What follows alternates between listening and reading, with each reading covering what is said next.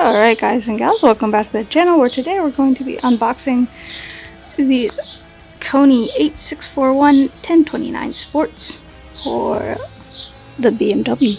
So we'll go ahead and take everything out of the box so you can see what's inside. Alright, so here you can see we've got our instruction manual, got the actual shock itself.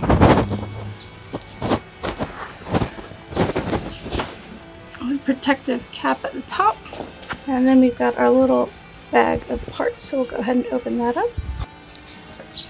Alright, so inside our parts bag we got more instructions. This has your torque settings on there, and then you've got protective cover, various washers, nut, your KONI adjuster, and a nice new fresh replacement. And here you can see the instructions here.